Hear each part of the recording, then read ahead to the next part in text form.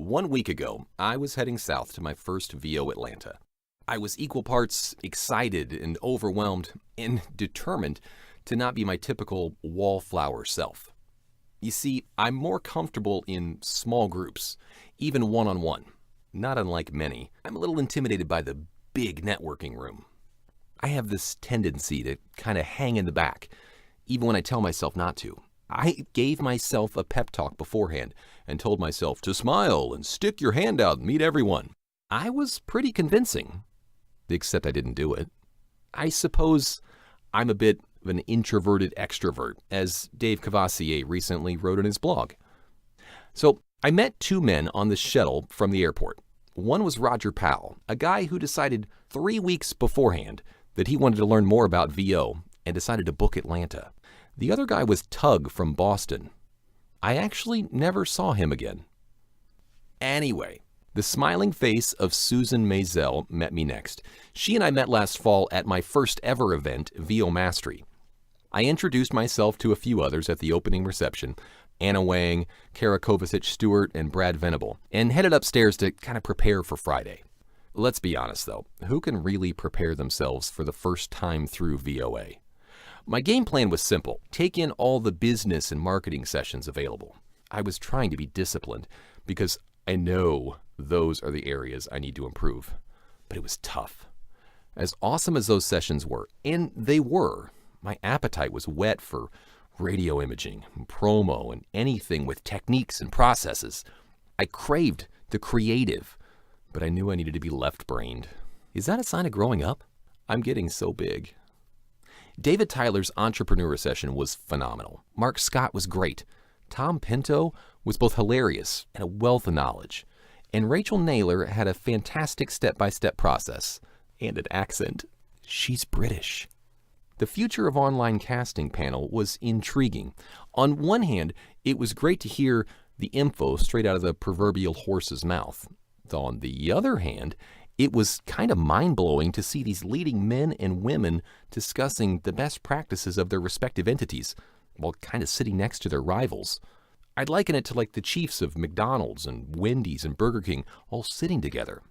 I suppose the difference, and why I put quotes around rivals, is that they were all very professional and honestly even supportive of one another. Only in this community, man. That's the only place it happens. So I joined the team challenge. I figured it would be fun and a great way to meet people. Plus, it's a small group. Remember, I'm good with those. Anna, Marisha, Shelley, Tracy, Dorian, they were fabulous. We didn't win, but we may have gotten the biggest outburst of laughter. "You're not even French!" That's a terrible accent. It was during the playback at the Sunday closing ceremonies. New friends, a solid entry, and we didn't stay up till 4 a.m. I'm going to call that a victory. David Goldberg was staying on my floor, so I chatted with him a couple of times at the elevators. You know, I let negative things that people told me about Edge kind of cloud my mind, and I kind of had this, sure, chip on my shoulder as the convos would begin. Well, maybe they're not perfect, but David is genuine. He encouraged me to go to his Saturday night session about auditioning. Man, I'm glad I did. It was up against improv, but the room was still packed. I learned as much in those 2 hours as any class I've ever taken. He had tips and techniques, things I could actually use at home, things I'm kind of using right now. I left totally inspired. I did manage to take in a little bit of that 70s party with Bob Glavin, and I sneaked into a promo session with Jeff Howell and a radio imaging panel, so it wasn't all work and no play. As many have stated before, it's the people and the sense of community that makes this group. Everyone has such energy, and it's so welcoming. So why do I have a problem sticking my hand out there to say hello? I found myself in a crowded elevator with Sean Caldwell, a man I used to talk to monthly because he was the voice guy of our small CHR, yet we had never met. Crud, did I just mention I worked in radio? You're not supposed to do that, right? But I still can't say hello through the crowd. I'll just stand in my 1 square foot and stare at AJ McKay on the elevator doors. Did anyone else think he looked like an enforcer? Like a bodyguard? Like, "Don't mess with J. Michael or Bob, you'll have to answer to me."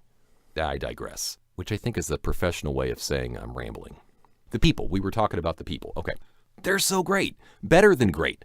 I met so many new friends and finally met so many people I had just previously been connected with online. Those include David Gilbert, Michelle Sundholm, and the boys, Leslie Lagan, Jean-Francois Donaldson, and Umberto Franco. Oh my gosh, who could ever forget Umberto? That guy. Love him. I finally met Liz and Jimmy from TAG. It's like I received so many auditions from them, but it's all email. It's nice to finally meet your agency face to face. And they're a hoot. Wow. I've traded many emails and phone calls with both AJ McKay and Eric Romanowski. It was nice to actually shake their hands. Gabby Nistico was another elusive one.